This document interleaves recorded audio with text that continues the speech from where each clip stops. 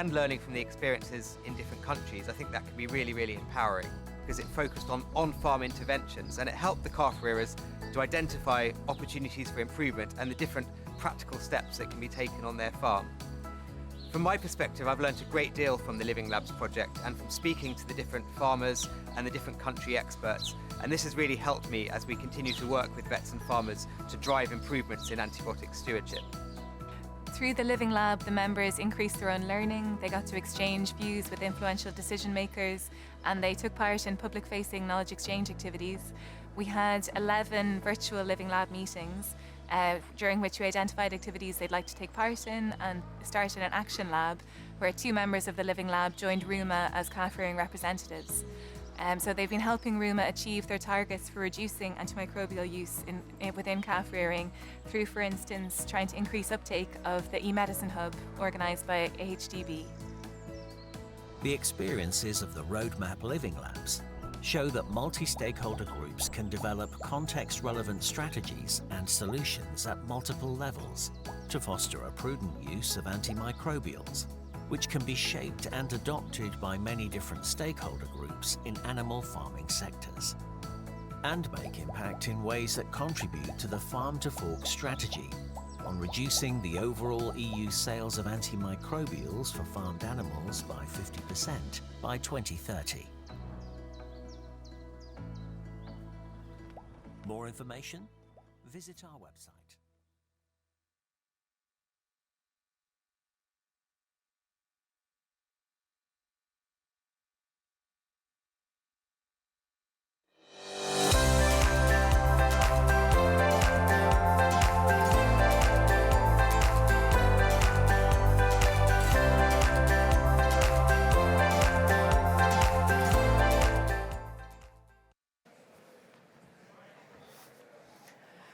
Good afternoon.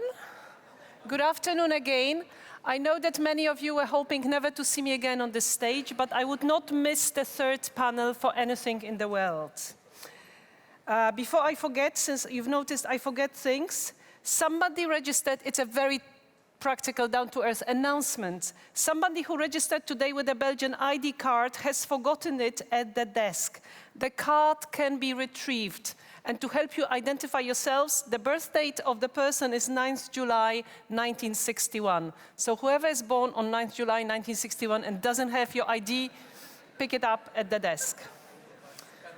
Okay, one thing done. Second, if you see me acting a bit more nervous in this panel now, the word of explanation, my boss is in the room, Director General for Agriculture and Rural Development, Wolfgang Burtsche. So, I'm really stressed now. I was not stressed before, but now I will have to manage. But I hope you will help me to get through it. I hope you enjoyed the coffee. I hope you signed the Soil Manifesto, whoever of you hasn't done it yet. I've seen quite a few of you sitting in the room and watching the very good short videos that were there. I know you can't be in 2 places at the same go. We'll try to play those videos a bit more, and we'll find a way to make them available also so that you can really spend some time and watch them and learn more about the project. Also, if you haven't seen the posters in the room. Now, you know the trick, you know how we work with those panels. We are in the third session where we sort of move from the, let me call it a more political level with the opening session, through the international level to, I don't want to say EU only, but the really sort of enabling session, looking at things that are needed, in particular from the point of view of R&I, to make sure that our communities, farmers, foresters, rural communities, that they work. But before we do it, there is a slide that should be coming on screen right now, I hope, although we never, there you go. And that's a slide that very many of you know, maybe with some additional numbers and targets, because this slide is a bit of a summary of the sustainability transition that the EU has committed to do, not just with regard, the sustainability transition, not just with regards to agriculture, but with regards to agriculture as well. And I think what is important with this slide is to see that there are many elements that have to come into place if this sustainability transition is to happen. They all need to come more or less at the same time. It's a bit what we talk about when it comes to SDGs. All those things are interrelated. And it doesn't do just sorting out, and the just is in inverted commas, sorting out biodiversity. We have to sort out all those things in one go, including the economics, including the social, including the environmental, including the technological elements and challenges that have to be taken care of if we want to make sure that European agriculture as such continues to deliver what it has been delivering until now. I very much hope that part of the panel discussion will be looking at things that we want to have in place, we have in place, we will have in place to help with the sustainability transition. But in order to kick off that discussion, we will start again with inspirational, provocative, thought-shaping introduction. And I give the floor, and I've tried it already a few times. I'll give it again, Sjoeke Hemovara. And if I mispronounce your name, I really apologize, but I'm really bad with that. There you go. You go to the podium. President of the Executive Board of Wageningen University and Research, and you all know her, and you know what she's doing.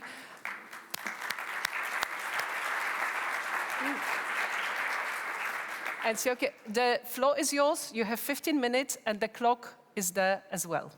Thank you, and I've hardly ever heard my name pronounced so beautifully. Maybe Ismahan, she's always also very nice in pronouncing it. It's a real honor for me to be here and to try to be provocative. It's quite a challenge I will take up.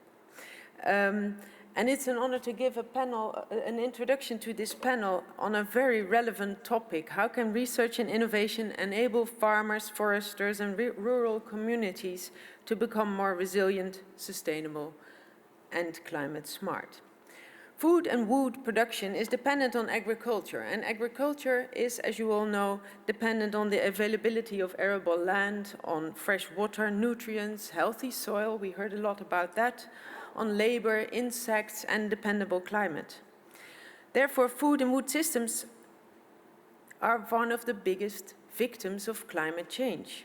But they are also it's quite light here, but they are also a huge factor in causing climate change, being linked to 1/3 of all greenhouse gas emissions globally, to the use of, say, 70% of all fresh water and 50% of all arable land.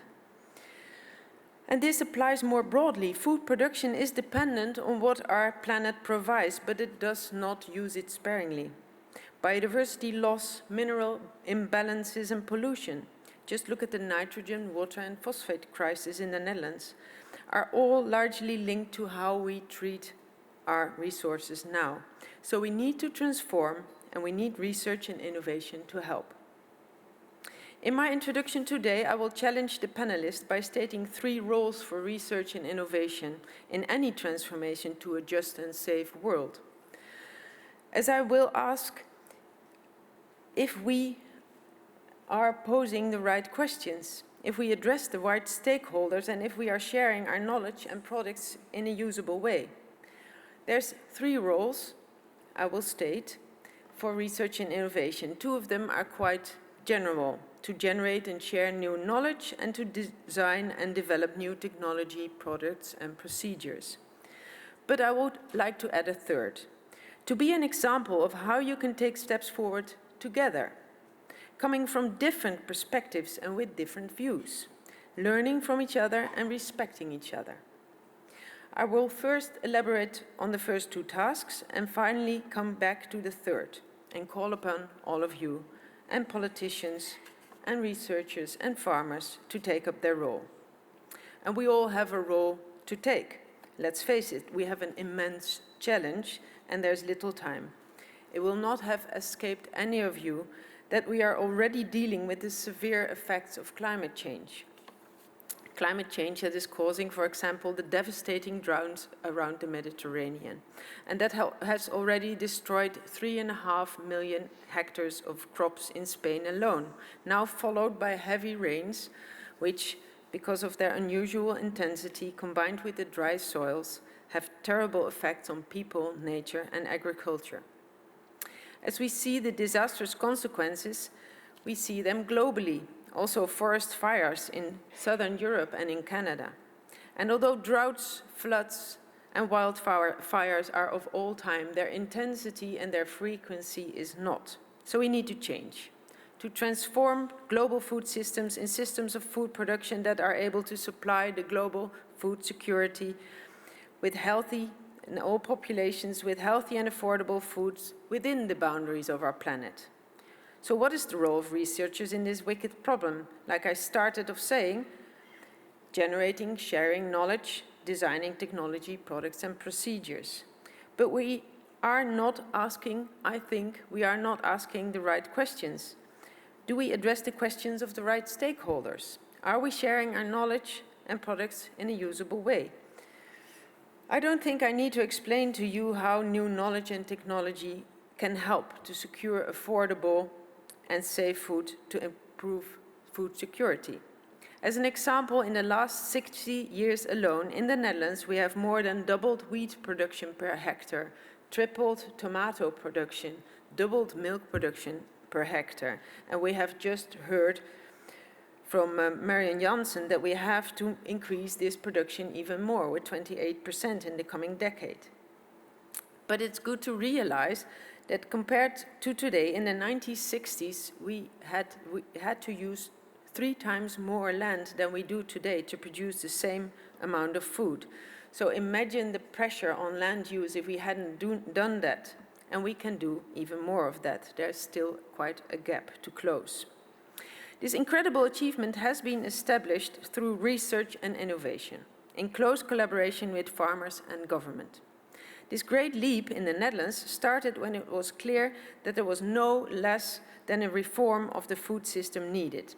On the verge between the 19th and the 20th century, when it became possible to mechanize labor as a result of the Second Industrial Revolution, it was feasible, provided the scale of the operation was large enough. In North America, this led to a large-scale production of cheap grain. And at the same time, this mechanization made it possible to transport this cheap grain reliably to Europe.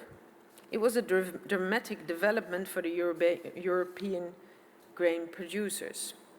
The Dutch government then chose not to protect the current system, but intervened and came up with a whole network of agricultural schools, experimental stations and extension agents to increase the productivity advantage of our fertile country via innovation, education and cooperation with the entrepreneurs in the sector. So researchers worked in close collaboration with farmers and the government. And this co-production created great efficiency and has led to prosperity. But it also, as it turned out, led to an unsustainable pressure on our small country and its nature. It is therefore again urgent to reinvent this sector. And again, we will need the knowledge, new technology, new varieties, and new procedures. But the transformation we face in the Netherlands, but also in Europe and globally, is a complex challenge. It is not a challenge of the type, let's put a man on the moon. Because to put a man on the moon, we required a lot of knowledge of rocket fuel, of atmosphere, of the moon itself. But it could be done in a relative isolated way with a team of big experts. And that is not the same for transforming food systems. This is far more complex. If we want to come up with a fair and sustainable solution, we will have to look across borders, across countries, across continents, across disciplines. We will get nowhere without knowledge of consumer behavior. We have heard that in the panel, of different cultures and governments and international policies. So let's look at 2 important and necessary changes we need to transform our food system to a sustainable one. Reducing food waste and changing diets. To reduce food waste, now as much as 1/3 of what we produce does not end up on our plates. So 1/3 of all we use is wasted. We need better knowledge of planning and logistics and we already have smart apps with artificial intelligence to help us with that. We need better technology to improve shelf life.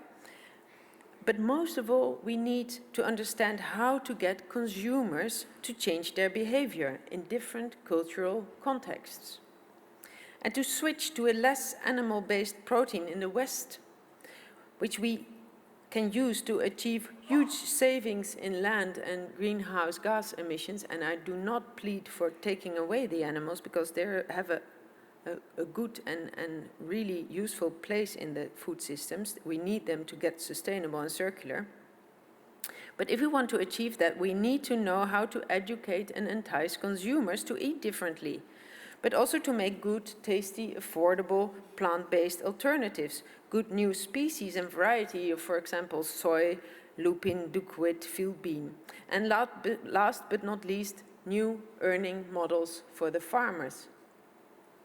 But the second challenge, changing diet, also shows directly the intertwined nature of policy in the international context. If we in the Netherlands change our diet, but produce as we do now, we will continue to pollute our own soils and air and our own population through the large-scale imports of feed and export of animal products. If we, on the other hand, adjust our production but not change our diets, we are only exporting our pollution. So then, in that case, we would save our national favorite bird, the godwit, but we would sacrifice the gorilla. As you all know, there is a debate in the Netherlands about the future of our agriculture. The current production is unsustainable. And in that context, a group of researchers in Wageningen has spent the last few months looking at what the science says, and especially at what larger dilemmas now lie ahead. Dilemmas that demand a choice in order to shape long-term, stable policies. And those dilemmas, in our view, are the following. It's up. I have to stay here, I'm sorry. So these are not scientific facts, but these are the questions that raise from the science we do.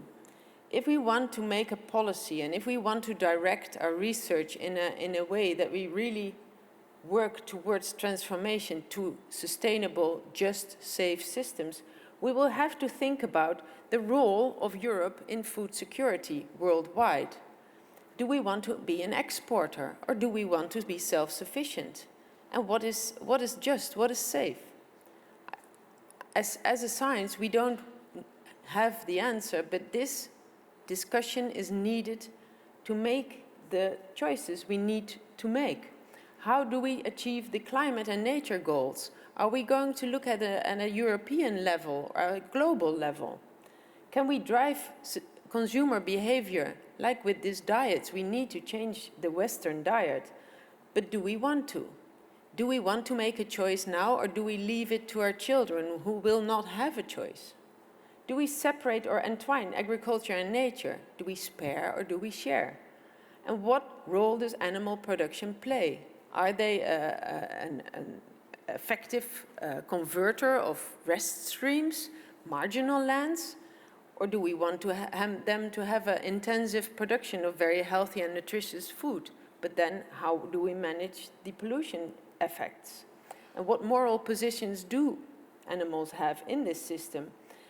And overall, overarching, as also Alice repeatedly claimed in the panel justly, on what scale do we aim to resolve issues? We are one planet, we are one people. How do we take up these challenges?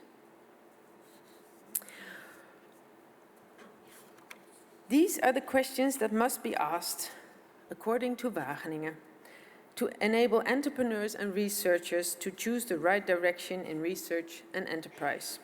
And only if we have a stable long-term policy, we can invest and we can disinvest with trust. Making choices in these dilemmas requires good knowledge of what society will need in future and what stakeholders there are. But we must also realize that in a transformation as this to a new system, not all current stakeholders will be able to move with us. There will be some disruptions needed. We will have to accept that. there will be new entrepreneurs coming up, new types of industry, new possibilities. But if we do make the right and brave choices, supported by good policies and in close connection with the innovative entrepreneurs who can develop the new systems, products, services, we can ensure that a healthy, safe and just future lies ahead for us and for the planet. And if we make sure that we do all this in close connection with the stakeholders, the farmers, the local communities, we can make sure that the knowledge and the solutions we offer really are ready for practical use and robust. The global lighthouse farms are an excellent example of such innovations within local ecosystems.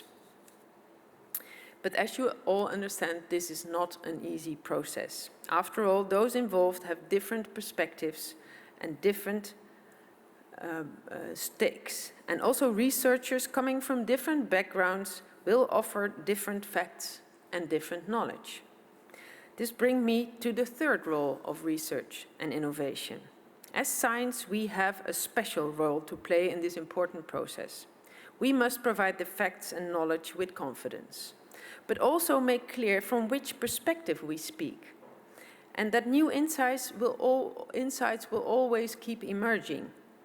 We need to show that if facts seem conflicting at first, we engage in conversation, we listen, we stay curious, and we stay with the trouble to make sure that eventually we take meaningful steps forwards, respecting each other's expertise.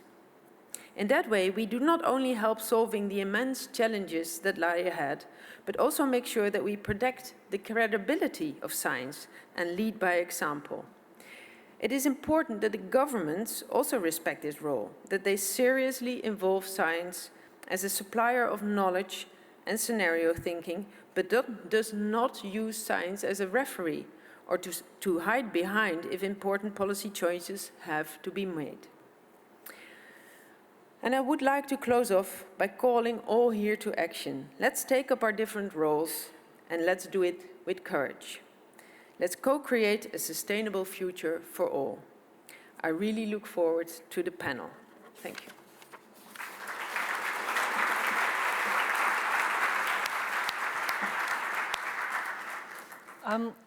Thank you so much. I was looking around the room and I've seen quite a few people taking photo of the questions, and I've also seen some of the colleagues from the Commission taking photos of the questions. And I was just thinking, and of course I speak under the guidance of my boss here in the room, but I was just thinking, Silke, that the 7 questions you put on the screen, at some point between now and 2 years from now, 3 years from now, we will need to start thinking about the next common agriculture policy. And these are the questions that at some point have to be on the table. And we will need people in the room, and we'll need researchers, we'll need farmers to help us, guide us, how much advanced we have to be with answers to those questions before we take policy decisions. In an ideal world, we would have the answers, but we don't live in an ideal world. But thank you for the questions, well noted. Now, for the next part of this afternoon, where we are happily 25 minutes past schedule, just so that you know, we have 5 panelists. As before, I invite all of them to join me on the stage here. I can call them by the names, or they just stand up and come on stage because they know who they are. These are the men and women with mics, in case you're not sure who they are. You sit in your preferred order and place, and we'll do it a bit like before. Each of them will be given 3 minutes with the clock blinking after, 2 minutes, 30 seconds, for a bit of a free-flow, open impulse statement. The only thing that they will depend on me is the order in which I will ask those questions, and I don't know whether they know, but they will find out in a second. And yes, you can see on the screen who is who, but then I will actually start in the order on the screen. Gilles, you'll be the first one. Assistant Deputy Minister at Agriculture, Agri-Food Canada, but I also know you're a big promoter, believer in living labs, but I don't actually know what you're going to include in your 3-minute impulse statement. So now you have the 3 minutes, and you tell us what you thought about Silke's opening, what you thought about anything in this conference, 3 for you to choose. I got 3 minutes for each question, or just like? No. Okay, I'll just. It's very clearly no. Surely a pleasure to be here today. Like, I just want a bit of context. Agriculture and Agri-Food Canada's science and technology. We're the largest single research provider in agriculture and agri-food in the country. So about half, we operate centers across the country and all of that. So we're truly a research organization. And we like to say that we provide solutions for industry sector. But I'd also like to say that the work is not over until it's in the hands of the farmers. That's a premise that we use all the time. And we're not in an extension, but we do tech transfer of our own research results. And the world used to be easy, like it's easy to transfer crop varieties, new stuff, like new technology to control pests and diseases, precision farming, that's normal, we do that, and at times it's almost instantaneous transfer to industry, to farmers. But when we got into the world of best management practices, environment as a whole, like it was obviously quite the game changer. Like we were like, it was not the same way. And in fact, in the inspirational talk we heard earlier today, that was about looking at the thing from the eyes of the farmers, from their perspective, and what do they need. So we wanted to change. We're in the business of changing the behavior now, and basically we have to up. And I also heard that today, like it's just kind of very comforting to see that we really have to up our game in our listening skills from the farmers. Instead of saying, well, here's the problem and here's a solution, like let them help us define the problem and the solution that we will probably try to apply. So we've been, since 2018, we've been in the business of living labs. Agricultural living labs. We've worked on this from the get-go with our American counterpart at the USDA, like neighbor, and we work on this extensively. So living lab, as you've heard, like many incarnation, but for us it's co-development that is the foundation of living labs. The farmers are involved throughout the innovation process, that they work in partnerships. They help us with, we work in partnership with the farmers, the industry scientists, but also other organizations or other stakeholders like Indigenous, was mentioned earlier as well. So we test the practice on working farms under real scale, real conditions. So basically that's what and the goal is to accelerate the development and adoption of sustainable practices. We have 13 living labs across the country, and we are in for like a game of 10 years. So I'm out of time. I think I'll leave it at that. Super. Thank you so much. And I was just thinking, I'm going to change a bit the order of the names on the slide, which you can't now see, but you will see again in a second. Because Jill, you used this very, very nice sentence. You said the work is not done until it's in the hands of farmer. And Mateusz, you are a farmer. Like everything that you have heard so far in the conference, and when it comes to RNI, what needs to happen for that to be in the hands of a farmer? And do you guys even need the RNI? Thank you, Magda. And I'm used to going last, so it's a pleasure to go second this time. I have little time, so I will start with 2 key messages that I arrived at when I've been preparing and discussing what I'm saying here with the farmers I work with, other stakeholders. And the key invitation I would like to share with all of you is, in case you haven't done that yet, because maybe some of us didn't, visit the farmer. And I would also extend this invitation to say, visit the kitchen and talk with a chef, with somebody that's preparing your food, our food, to extend agri into agri-food and therefore move us into food systems thinking rather than just there's agri and there's the food system and there's somehow miraculously food on your table. So that would be my first key invitation. The key content thought when talking about research and innovation in agriculture is we have to move from projects to processes. We talk at length this time and in many other venues about systemic thinking, holistic thinking, and surely we need projects which are defined with budgets, but they have to be part of a bigger vision. And the inspirational speaker just before us, this panel, provided very good guiding questions on how to possibly arrive. So to your invitation, Magda, when you've been introducing us, I would say we definitely need to, in my view, we have to shout about those 7 questions now, or actually yesterday, or the day before, so that we can all think about how do we want to see our food policy post the current CAP, and therefore we can do what is necessary, hopefully in plenty of time before that actually needs to be done, so that we have a CAP that delivers on that. I'm sorry about that. And I would propose a framework that I follow in my work in different works in Europe, in other parts of the world, which is See, Choose, Act. As much as action is important, and of course the emphasis in the framework is on acting, we need spaces of encounter. We need to see the face of those who are we engaging with. We need to discern, hey, what are we doing? What is the priority? What is the order? And then act. And with that, I would say that spaces of celebration are equally important as spaces of action. If you would have me on this panel 2 years ago or a year ago, I would be saying we need action, we need action, we need action. Now I'm saying we need action and we need discernment. We need silence and action. They are equally important. So let me repeat. I invite you all to farms and kitchens, and let's move from projects to processes. Thank you. Just be careful. There are like 300 people in this room and a couple of hundred people watching. So just if we take your invitation, your word value. Please do. Everybody heard that. We can share the address later. No, I'm joking. No, but thank you so much. Now again, a bit changing the order on the screen. Stefania, you'll be my next target for the question.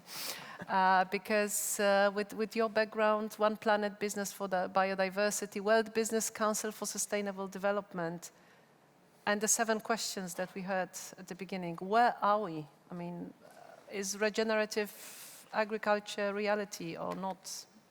First of all, a warm thank you for inviting me, because effectively I do represent the business sector. So I represent an action-oriented cross-sector coalition from farmer cooperatives to food manufacturer, textile and beauty care also, all the way to retailers. And I represent a coalition that 4 years ago said we are all actually prototyping and piloting agriculture that is combined with nature. So we're talking about agriculture that works with nature in line with agroecological principles. You know, businesses like to call things with new names. So we called it regenerative agriculture, but this is something old that you'll know what we're talking about. And these companies have, as companies make, they have made first all very bold commitments that they will shift their agriculture towards more that agriculture and nature work together. And then secondly, they have started really massively to invest in supporting farmers to transition. And they do this in 3 different ways. They support farmers with technical assistance. They support farmers with commercial. So it means longer-term contracts, price premium for the adoption of practices. And they support then, the third one, they support farmers by trying to bring preferential loans, so making partnerships with ag banks. So these are probably 3 concrete ways how companies are trying to support behavioral change at the farm level. But going back, maybe more important is why are actually large businesses investing in agriculture and investing in agriculture that goes with nature, so in regenerative agriculture. And the first straightforward answer actually also came from Roger's keynote speech, is because it's for the resilience of their value chain. They have seen yields stagnating and decreasing. And I can quote one of my members, who is McCain, who in the last 5 years has seen a 6 to 10% yield decrease every year with their potato growers they're working with. And why? Is because today we don't have stable climate conditions anymore. So with unstable climate conditions, our conventional, very specialized agricultural model that we designed is not performing anymore so much. So I just wanted to emphasize the importance of the resilience and how this is actually an emergency. I'll say probably more later, but I just wanted to outline the three key barriers the companies are working on. One is drivers in the value chain are not aligned. This is what companies need to align on. How do we want to, what do we want to measure on the ground, and what do we want to reward farmers for? So we're working on that. Secondly there is a long-term positive economic case for farmers. There is data, ample data on that. But the short-term economic case is not compelling enough. And especially we cannot ask farmers to transition and to take all the risks. So how can companies and financial actors actually contribute to de-risk farmers' transition? And we talked about it a lot before, but we really are advocating we need additional investments in agriculture. Agriculture needs to be sexy for our prime ministers across Europe. That's very important. And the third one, which is then the topic of today, where I have not so much knowledge, but I want to say we have also seen that there is a knowledge gap at a local level. So why are regenerative agricultural farming practices not scaling enough? Farmers need more support in accessing independent agronomic knowledge, on-field research, cooperative research models. So I'll be able to talk a little bit more. But so these are the three things that we're trying to work on and tackle. Thank you, Magda. Thank you. Dora, I turn to you. What it says on the screen, I'm just saying, it actually refers to your role as a coordinator of the BioEast thematic working group on agroecology and sustainable yields, but you're also director of the Hungarian Research Institute of Organic Agriculture. And I was just thinking, this knowledge sharing that comes up a lot today between different, horizontally, vertically, across, diagonally, how does it work? Yes, thank you very much, first of all, for the invitation, and thanks for the question as well. I'm representing, as you mentioned, BioEast, which targets, in fact, these issues on a macro-regional scale. So BioEast is the initiative of 11 Central Eastern European countries, and it aims to give a framework for policy and expert discussions and bridging the gap between experts and I mean not only researchers, but also, of course, farmers and advisors and value chain actors also, and to coordinate in both ways internally in our macro region to identify our priorities and innovation and research priority settings, and also to prepare us to take part in EU programs, EU priorities. But also, again, and this is the second fold of our activities, to represent what we come up with as interests of the BioEast region and make it visible for everybody in the EU and beyond. So BioEast was launched in 2015 at ministerial level of these 11 member states, and it also involves the relevant research organizations from the countries. This is Central Eastern Europe and the Baltics. And we work in 7 thematic working groups. As you mentioned, Magda, I'm coordinating together with the Hungarian Ministry of Agriculture, the Agroecology and Sustainable Yields thematic working group. So, for example, what we did is a very rigorous and scrutinous stakeholder involvement and establishment of a network in each member state of BioEast to put together this so-called strategic research and innovation agenda of the BioEast macro region. So this was done also for agroecology and also the other 6 thematic working groups. And I would like to highlight just one example what we came up with. It's a map of agroecology living labs and lighthouses in the region of the BioEast countries, which on the one hand was very useful as a process of integrating everybody and thinking about what's a living lab and sharing this concept, which is quite complex and a bit abstract for many stakeholders, what's a lighthouse farm, and bringing us on the same page and putting also, on the other hand, on the map what initiatives are already there so that everybody can see in the EU that we are willing and we can contribute to, for example, the soil mission where living labs and lighthouses are prominent, or the upcoming agroecology partnership where it's called Living Labs and Research Infrastructures Network. So to close off, we also find it very useful to organize science policy debates within the BioEast, where, of course, not only BioEast country members and experts and policymakers are there, but also representatives of the Commission and also other member states. The first one was around organic action plans, the same twofold role.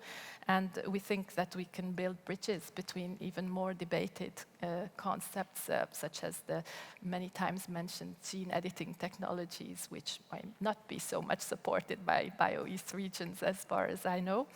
But we would like to represent our interest on macro-regional level, and thank you for your interest and listening.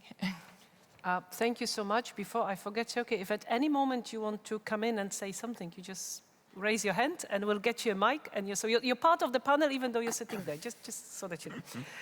Okay, I have one question to Frank, but I was just thinking that that's a better question that maybe all of you can then reflect, because after his 3-minute impulse, you all will have the right, the opportunity to comment, say on whatever you have heard from others. You're not obliged to do it, but you're welcome to do it. And everybody else is encouraged to start thinking about your questions for Slido, because we'll do it again. We'll get the questions from Slido. And apologies to all of you who have put those great questions into Slido, but you've seen that the panel was just talking, so I couldn't use all of them. But Frank, the question I have for you is basically whether research and innovation, because this is an event about research and innovation, whether it's delivering enough and doing it fast enough to make farmers resilient, sustainable, and climate smart. Because the window to keep the temperature below 1.5 degrees, well, some people say it's closed, some people say it's closing fast. So it's a bit, this question is really the leitmotif for the full day and a half. Is RNI where it should be, and what can we do to get it where it should be? And sorry, I just need to do one thing. I wanted to tell you that Frank is Director of Agriculture and Food Development Authority in Ireland, which is called Teagasc. Brilliant. It was my test for pronouncing a Gaelic word. There you go. You did very good. We'll make you an honorary Teagasc member.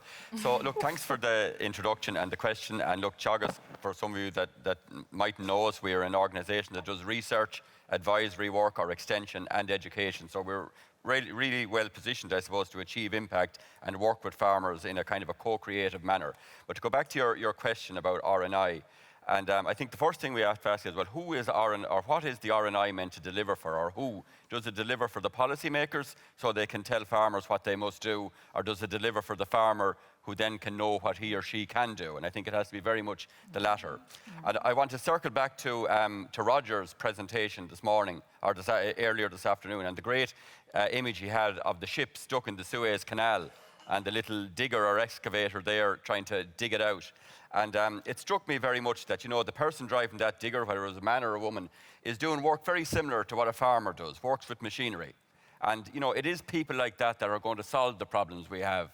And we must remember that. And the other thing that struck me, Roger made the point that, you know, the size of the problem in comparison to the size of the solution.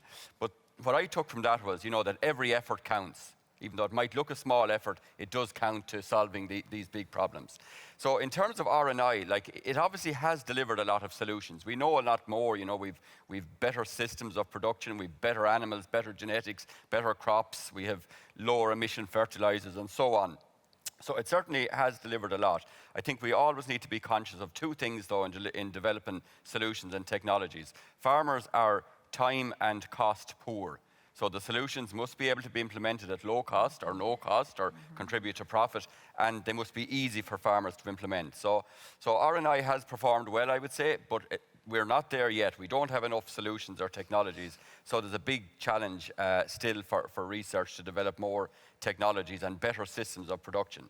But going back to the discussion in the earlier panel about, you know, is it basic research or applied research or development type research? To me, it's not either one, but there is a huge imperative now to actually support farmers to implement the technologies we already know about. and the system improvements we already know about. And you asked for an example, so very quickly in my last 41 seconds, just to tell you about a big new initiative we have in Ireland, which is about helping farmers to adapt to climate change. And it's called the Signpost Farm Programme. And in it, we've got 120 farms that act as demonstration farms, or they demonstrate best practice. We call them, they're like lighthouse farms, but we call them signpost farms because, we're not saying that's the end point. There are farms that other farmers can see, well, that's the journey I've got to go on. So there's a signpost to me to go on that journey. So added now to those 120 farms, we have a new program just kicking off as we speak, where we're going to then go to their neighbours. So their neighbours can see these farms. Now we want to work with their neighbours and work with 50,000 of them over the next 5 years to help them each develop an individual customised plan for their farm. And we'll support those farmers, those 50,000, for the next 3 years to implement that plan on their farm. And we'll track their progress and so on. And we've done all the things, like we have a coalition, for change, and that we've all the milk processors and the meat processors ourselves, other agencies and so on. So it's a real multi-actor co-creation type model. So look, that's an example, I suppose, of taking the research and trying to help farmers actually adopt it and do it in a way that the farmer can see a benefit for himself or herself and is part of innovating how that solution is applied on his or her own farm. So I'll leave it at that, thanks. Thank you. Thank you for bringing the example of Ever Given and Suez Canal. Some of you may know I had spent a couple of years dealing with shipping policies. And I like the photo because it does show a small entity trying to solve a big problem. But actually what happened with the ship, there was a collection of small entities that did solve the problem. So if you think on the whole, a summary of small actions does lead to a good solution, but it takes a while. Any comments, any thoughts to anything that you have heard in those opening statements? Yes, I would like just to comment what Frank was saying is that we mapped, for example, 60 case studies from our member companies, and one of the key success factors that they had was really to develop demo farms and peer-to-peer learning networks. I think you are all aware, and we have heard a lot about the Living Farm and or Lighthouse projects, but I really feel that this is the way to build a trustful relationship with farmers and really show them, look, your neighbor, or exactly this signpost farm has on-the-ground knowledge and has actually made this transition or has adopted new farming techniques that you can learn from. So I just wanted to emphasize that even the business sector, who is actually quite far away sometimes from the farming community, is adopting a similar model. So one that I would love to encourage. But it's all around a bit of a similar concept, place-based innovation, valleys of innovation, living labs. It's all about bringing people in community, neighborhood together and making sure that experience is shared, but also that they serve as this good example, because possibly they are even more convincing for their neighbors than anybody else, no? Gilles? Well, I just wanted to interject on the metaphor of the boat and the hi-ho that was like trying to dig it out and all of that. I can't stop thinking about there was a strong incentive, an economical incentive to move that boat during that week and in the canal, because the supply chain were all disrupted and all that.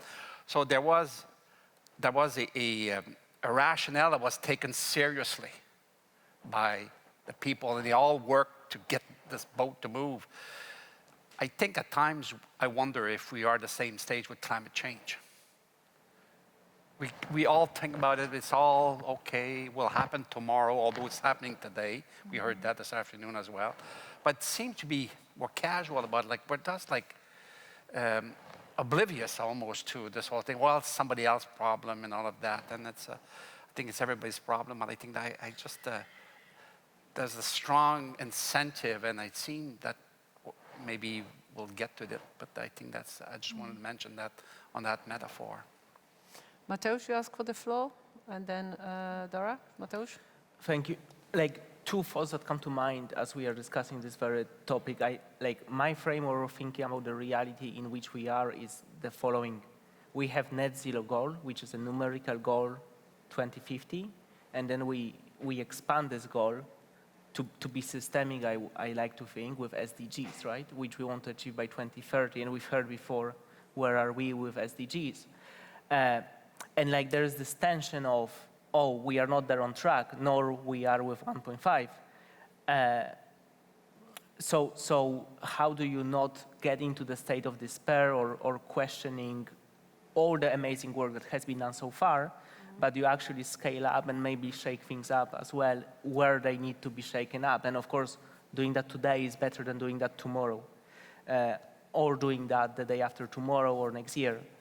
And then the second point that comes to mind when we are talking about research and innovation and then applying that research on farms or somewhere where it's needed, brings up the point of leadership question. It's really a leadership question. Like, I don't think, or the challenge that I often see engaging with researchers or with potential funders of research innovation project is trying to have everyone adopted like that. We are not thinking about a process of, okay, how do we get it to, for example, even one farmer, but she or he has the tools and is empowered to get it to the next farmer or the next 5 farmers or the next 15. So we are not thinking, I think there's not enough thinking about this, like how do you approach it as a leadership question, and how do you bring right tools in place to make this work? And wearing the hat of the EU Soil Health Mission Board, to all of those who are here and watching, I would encourage you to check out this program with the calls that are open right now and with the goals of 100 living houses and lighthouses, lighthouses and demo farms, because there are tools, for example, this one and many others that you can take advantage of. But don't go there just to take advantage of the program, but use it as a transformational tool that is there for you. Dora, before I give you the floor, you do remember that I asked that you start thinking about questions for Slido? Because my list is empty, and if you don't come up with any questions, then you'll be stuck with me asking questions. So think of your questions for Slido. Dora, next, and then I have one more question to the panel, and then we check the Slido. So. Yeah, thank you very much. I was actually thinking a bit the same as Jill regarding the boat.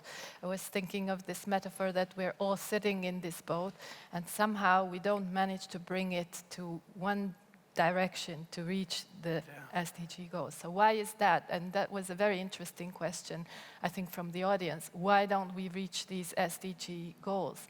It's because we follow different interests.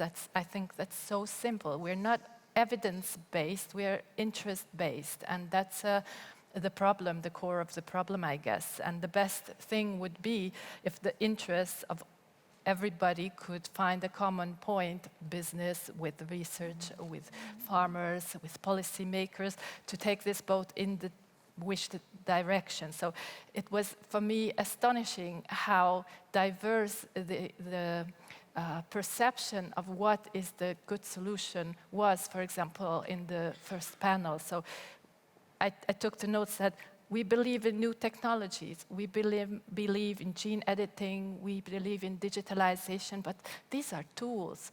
These are not the system. We have to solve the whole problem of a complex system. These are, of course, could be very useful tools, but I'm very happy that our panel started talking about system thinking. So we believe in an impossible amount of growth that we would need to achieve to solve hunger problems. But on the other hand, we just heard that 30% of what we produce is going to waste. So is it a distributional problem? Of course, it's also a distribution of goods. What consumption patterns we follow? Hunger is something, do we talk about obesity? In the northern part of the world, it's at least as bad and a pandemic that we should talk about and approach. So I think that there's a lot of interesting thoughts coming up in the panels, and I would really advocate for system thinking and not tool-based thinking for research policies in the next era. Thank you. Thank you. Now there's an inside comment to the panel. Disregard the blue screen. It's showing the old questions. Just don't look at those questions. That's a glitch in the system. Disregard those questions. Having said that, Stefania, you mentioned something about aligning incentives. And I'm just looking, and there is a question among the new questions that you can't see, which is about the biggest impediment to getting farmers to adopt new and innovative options. So what are the impediments? Regulatory frameworks, access to investment funds, connectivity.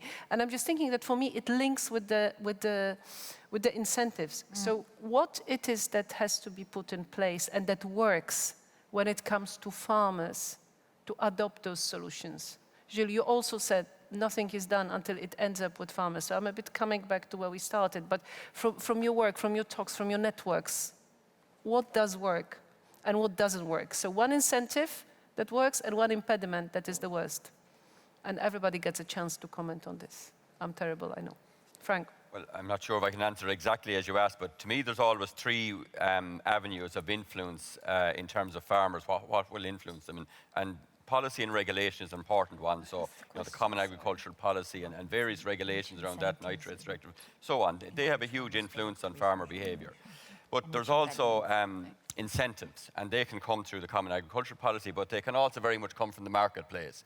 So the purchases of milk and meat and grain and so on, they can, and indeed they are, we see that they're increasingly putting in bonus schemes around wanting to see the whatever it is, milk or meat or grain, produced in a sustainable manner. So that's a really important way, I think, that business can help to encourage farmers and nudge them in the direction of sustainable practices.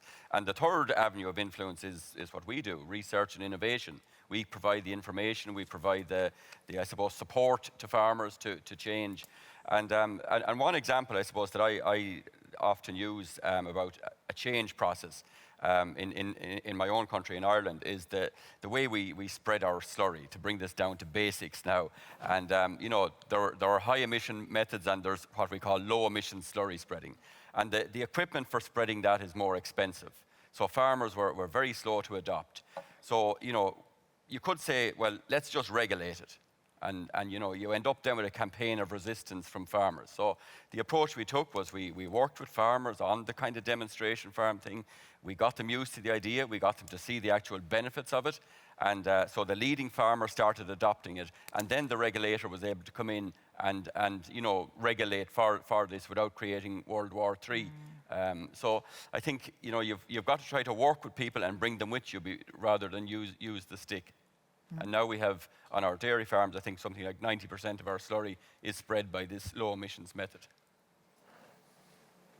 Anya, yeah, go ahead. I can go. I really like, Frank, what you're saying, because this really resonates with some of the approaches we have seen. I just want to say one thing, that at least these large companies and farmer cooperatives also I'm representing, they've really seen the risk, the resilience risk that is linked to not investing in agriculture. So I would really want to emphasize that we're seeing today the economic risks when, like Nestle says, tomorrow 1/3 of my cocoa and coffee production will no longer exist because of the rise of temperature and my other previous example from potato growers. So I think that today we're even at a large scale we're grasping the challenges and the economic loss if our agricultural model stays like it is. But on that question, which is an important one that I wanted to come back, is which incentives are helping farmers? And I have to say, to accelerate the adoption of a package of practices, because it's quite important. It's also about bringing agency to the farmers. They are the entrepreneurs of their farm. They know what's best for their farm. So most of the frameworks that are developed by corporates today have a package of practices. It's not one single one, because they're trying to move to a results-based framework. So tomorrow, for example, I can cite Friesland Campina, who is working with their 17,000 farmers in Netherlands, has put together the biodiversity monitor, and they're really rewarding farmers if a certain threshold is met for all the different indicators, and there is a bonus and a malus. So if you're out, either you're completely out, or you actually are getting less, and we're talking about money per liter of milk that is supplied. So it's very tangible, and this is for sure a very clear instrument, and gives a clear signal to the farmers. These are the important results, because this is most importantly than practices. These are the important results that we want to measure, and is the bundle of practices that we believe, due to agroeconomic knowledge and local context, would be most effective. But again, what I very much like what also Frank said, it's about building this demo farms, this peer-to-peer network, so for knowledge sharing, and then coming also then with the regulations.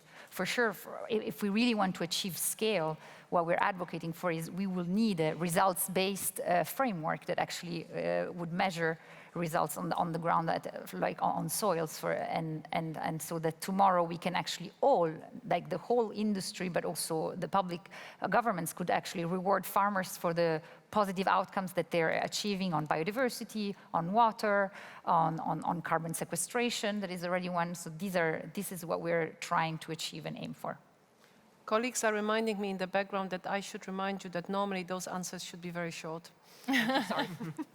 Mateusz, did you raise your hand? Or Gilles? I don't know, are you going first? Or? I can. Okay, go ahead. So short answers to the question about what works, what doesn't work. What doesn't work is talking at farmers, not talking with or engaging in a conversation. Talking, right?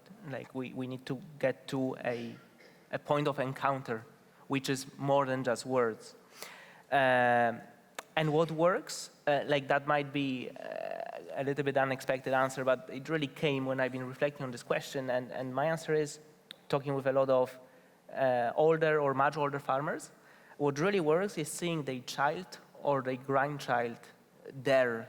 Their perspective changes completely because we start moving into, in an instant, in the area of, or into the dimension of values, North Star and vision. Like, hey, now I once again, if I lost it, now I once again, I'm about something bigger, or more than just the next cap or the next growing season. I am very much about that, but this, and this is not my experience, I'm just sharing what I'm hearing because I'm not the father yet. So that's that. I have some other thoughts, but I can stop here so that other panelists can. Gilles? What I'd like to say on this is like, I think I've mentioned my intro comments about that we have to up our game in terms of listening to the farmers, the producer in the living lab context. We have 1,000 people involved in this in the country across a number of living labs, but our researchers, they have developed a whole series of new muscles that they never had before. Like help them. Like, here's the listen, the definition of the problem and all of that, and not like try to say, well, I have it all, I know how to do it, and now in fact, I've published 10 papers on that already. I think they may be addressing the wrong question. I think that's something that's super important that we do that, and I think the Living Lab is really helping us on this. On the alignment of action, I think we also try to use, and like ask a number of questions to our specialists and all of that, and like what would be the most logical or the initial areas that you can have a big impact with if you deploy the technology and all of that. But they identify a list, and I think they had 50 on that list. They zoomed on 9 of them, what we call them the gold star. And all our programming in the area of climate smart is addressing or trying to reach at these particular areas of interest. So they want to incentivize the actions that will lead to these best possible way to reduce climate change or greenhouse gas emission, for example. So the alignment of the incentives with the best science available and listening to the farmers. I have a very short answer. Then you're authorized to deliver it. So 3 points. We come back to the magical number 3. Of course, it's policy, regulation, but also subsidy, market, consumers as well, and of course the corporates. But the most important, the intrinsic interest to change behavior, and that comes from knowledge, I think. So I deeply am aligned with Frank here about making policy. It's a soft policy. Politicians don't like it very much most often because there's no ribbon to cut, sorry. But to change the mindset, to invest in that would be the most important I mean, you know that I asked that question about those incentives and impediments because, of course, this is the thing that we, on the side of policymakers, especially at European Union level, that's something that we like to think that we have in our heads. And then all the time we are looking, you know, how can we do it better to make sure that things go in the right direction? Okay, now there's a question in Slido which is sort of a bit on the margins of what we were supposed to talk about, but I really like the question. So I'm going to ask the panel to deal with it, and you see it already in front of you. I'm going to read it to everybody else. Is it the food system that will drive change in agriculture practice, or agriculture that will drive change in food systems? The chicken and egg dilemma. And that's a penultimate question. Then I will just have the one final question for all of you, and then we are almost done with the day. Anybody willing to answer which will come first, the chicken or the egg?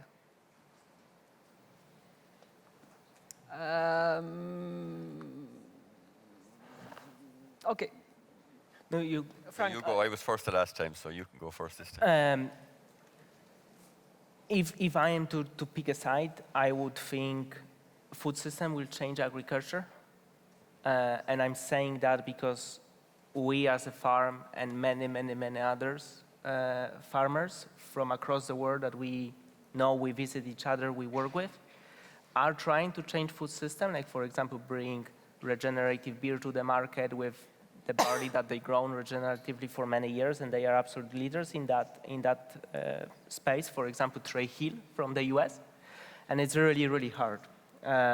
So for some reason, there's the system, I think naturally, is this big boat that takes time to change. So if we somehow change the boat, then the farmers will follow to some extent. But there's definitely work on both ends of this question happening. But if I were to put my money, I would be investing my time and resources on changing food system, and probably diet first, and then food system, and then agriculture.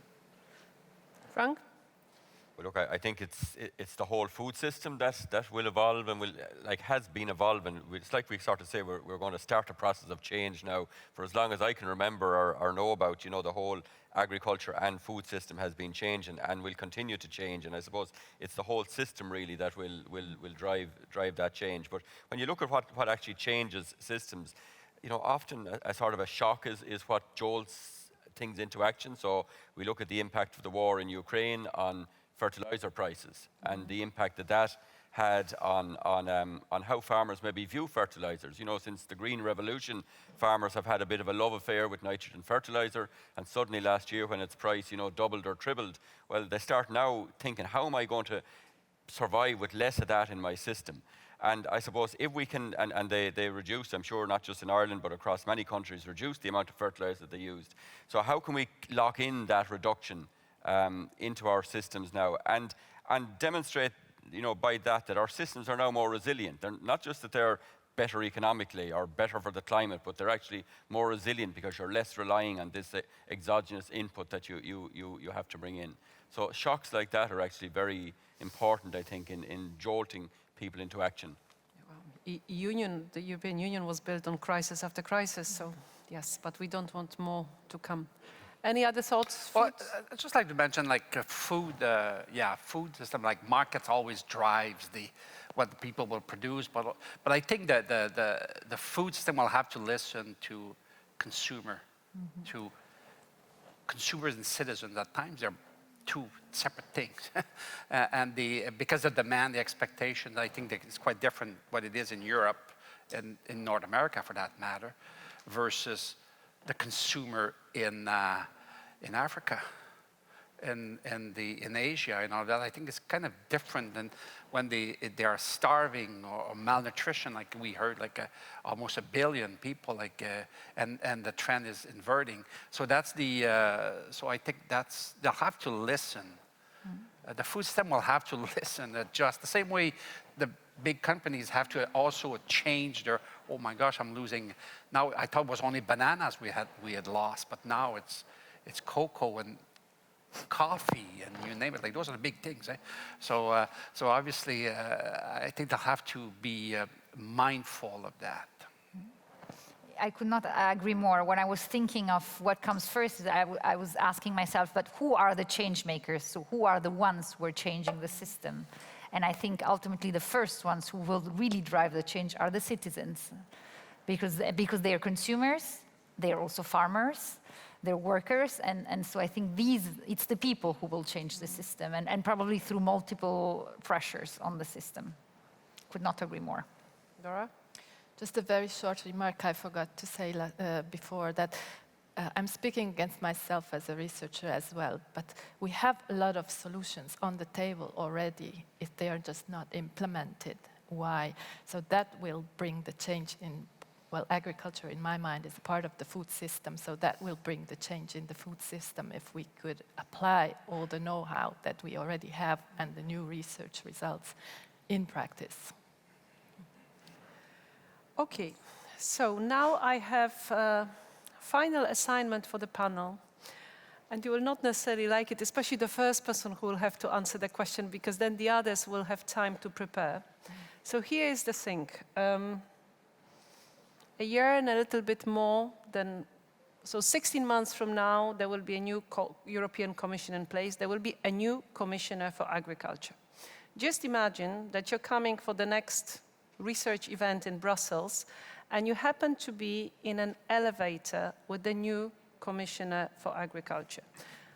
Commission building, Bellemont, 13 floors. The elevator takes approximately 30 seconds. Your role is to use the 30 seconds to explain why research and innovation is absolutely fundamental for the common agriculture policy and next multi-annual financial framework. And that's something that the new Commissioner for Agriculture will have to seriously take to his heart and mind. I give you 15 seconds to reflect. And the first person that I will ask for... I could go first because I don't know what if it has an impact on me. Thank you so much. Because in North America, but I'll first say, congratulations and good luck. But the point is, like, for us, we always try to make the point, like I was talking about the Living Lab and all these practices and all that. It's all based on what I call spent science. The science that's completed, that is done and all of that. And here, look at where we are. So I think you got to rethink, reimagine the future, like for post-2030 to go to 2050. So you have to replenish the pipeline. And if you don't reinvest in this foundational aspect, and not necessarily only discovery, but foundational, I think is super important. If you stop the pipeline, you're going to get where you're going to be at that time. Thank you, Gilles. We will use it, but we will not quote you. Stefania, you're next.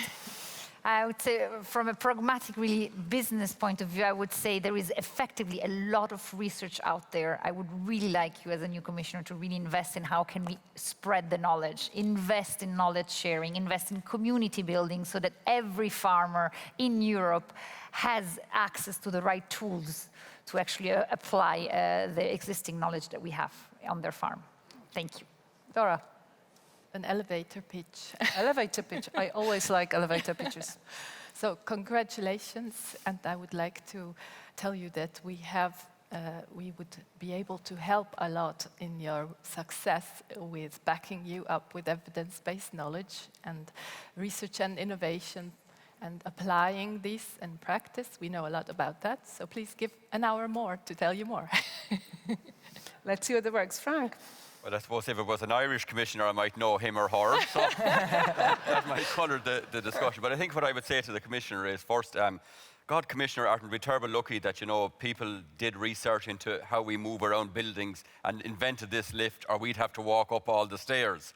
So I might start with that. And then I'd say you're really lucky coming into DG Agri in that there's a fantastic research and innovation ethos in it, and you know there's been a huge movement to develop things like multi-actor approaches and co-creation, and that has really helped to move on. And I would try to give, in my last 10 seconds, give one example of where something good has come out of some of the EU research projects, and there's loads of them that I could mention. You're the farmer. You have a good chance to end up in an elevator with the Commissioner for Agriculture. One day. I would say, Mrs. Commissioner or Mr. Commissioner, congratulations.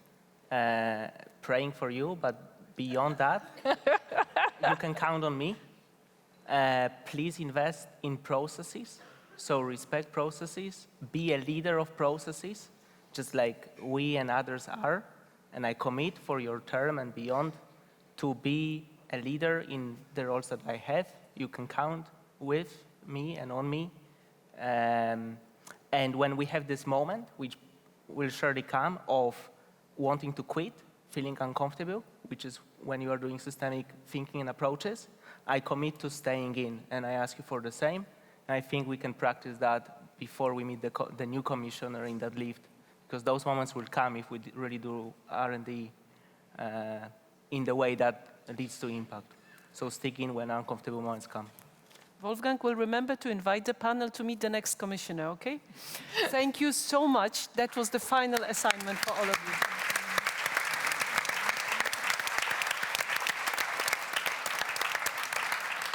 And in case you didn't know, they really didn't expect either the elevator pitch or most of the things that hit them during this panel, but you've done very well.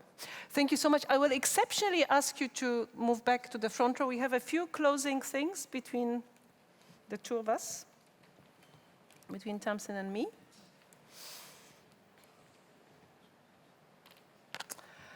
Well, yes, exactly. Where do we start? Can we get the drawing? Can we get what Sven came up with for the final part?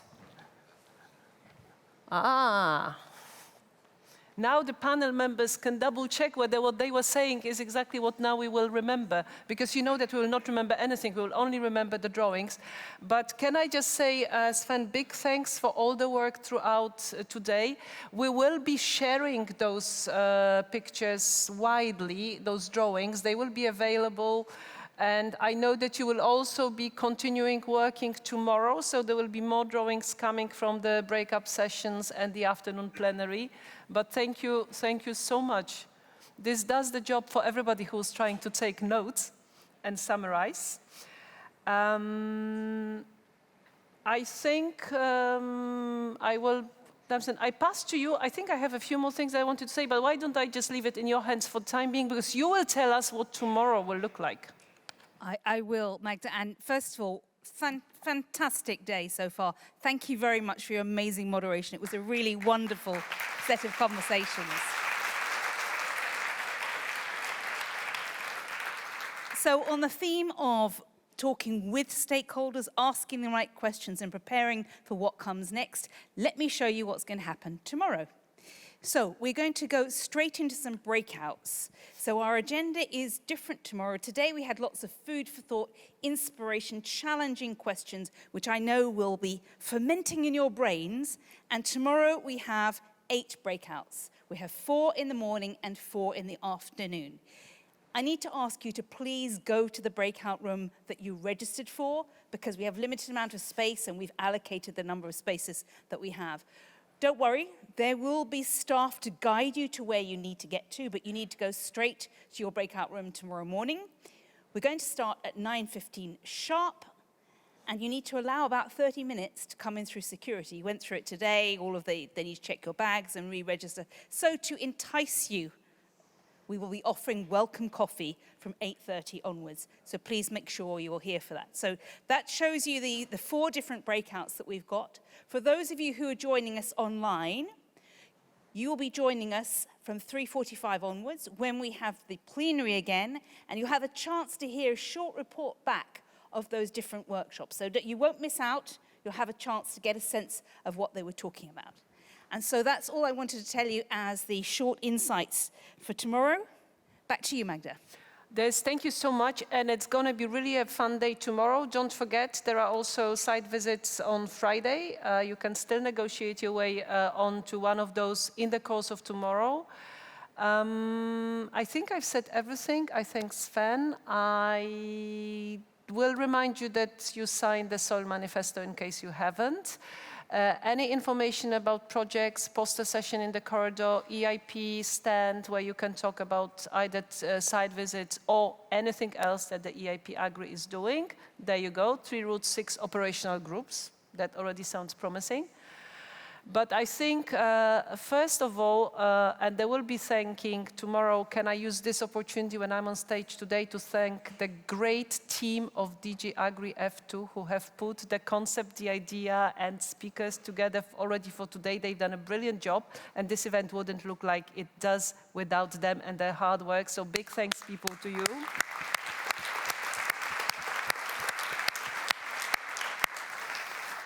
And now, finally, I think that's all, no? Okay, now that's all. So finally, Wolfgang kindly invites us to join him for a drink in the couloirs of this place. So thank you so much for your patience, for active participation, for Slido questions, for all the talks during break. And let's continue talking, and let's make sure that all the things we heard today will put into practice on all our levels. Thank you so much. Let's enjoy the drink, and thank you to all who have been watching online.